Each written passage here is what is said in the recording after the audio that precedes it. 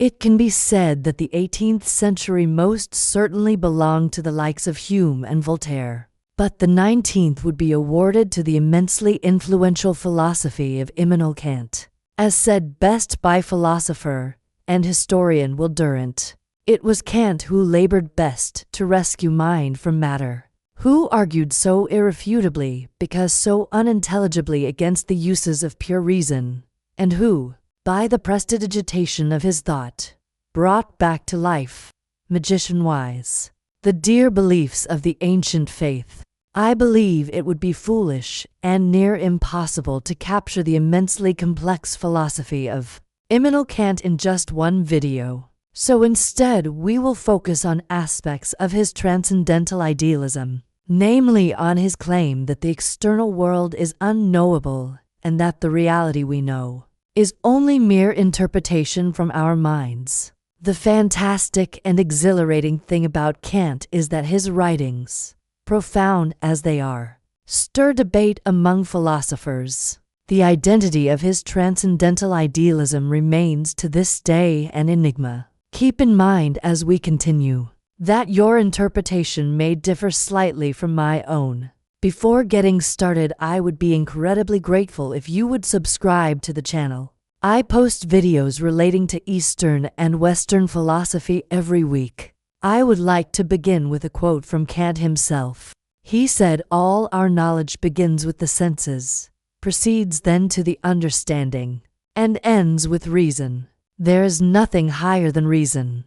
Beneath the surface of this statement from Kant, there is much to unpack. First, that there are two distinctions of knowledge that must be understood: knowledge that is a priori and knowledge that is a posteriori. A priori meaning in lane from the former refers to knowledge that can be known without experience or data from the senses. A prime example of this is mathematical equations. For we cannot conceive that to plus to can or will ever in this world or any other equal anything but 4. Because to plus 2 and 4 are one in the same expressed differently. Likewise, we cannot begin to think that the shortest distance between 2 points will ever be anything but a straight line. A posteriori meaning in Latin from the latter refers to knowledge gained through sensory experience and cannot be understood independently of reference to sensory knowledge. For example, the statement, "My dog is black," would not be knowable without first gaining sight confirmation of his black color. This knowledge, unlike a priori knowledge, is subject to change upon one gaining broader evidence. Second, we move to the senses. For Kant said, all knowledge begins with the senses. In order to understand Kant, we must understand the terms phenomena and noumena as he understood them. He believed that all objects can be categorized as one or the other. In regards to phenomena, Kant explains this term as the realities or appearances that are interpreted from our minds. And in regards to noumena, he explains this to be the things that exist regardless of our mind's interpretations. Kant claimed that this knowledge will always be unknown, because we only have the ability to know the world that is presented to us from our mind. Kant does not mean to convey that an external world outside of our mind's personal perception does not exist, but only that our mind limits reality. That phenomena only can be known since we only know the world around us through our senses. I think an example is in order to better explain. Let us take an orange as this example. We feel the shape and texture of its rind, the cool temperature of its core. We smell the citrus entering through our nostrils. We see the bright orange color reflecting through our retinas. And we taste the combination of sweetness and bitterness saturating our taste buds. When combined, these sensations have created this thing we name an orange.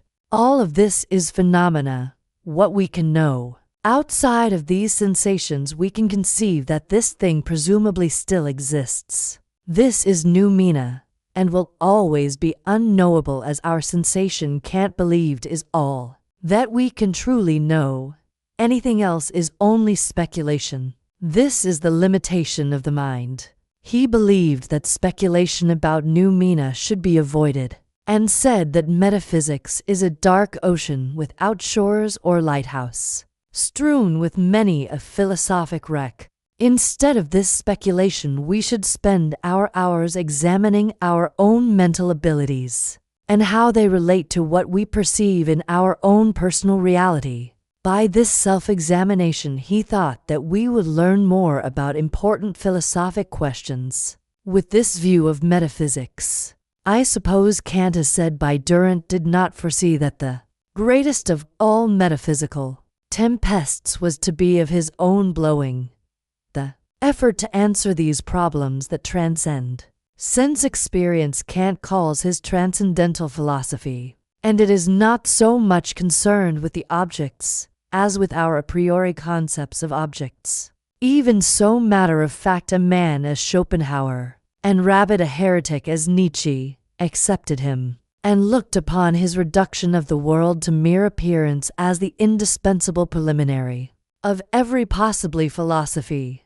Will Durant. In future videos I plan to expatiate on this as well as other aspects of Kant's philosophy. I attempted to explain this small part of Kant's philosophy to the best of my current ability, and as said earlier in the video, the identity and credibility of his philosophy remains debated. I hope this video has helped you understand this one aspect of his incredibly complex philosophy.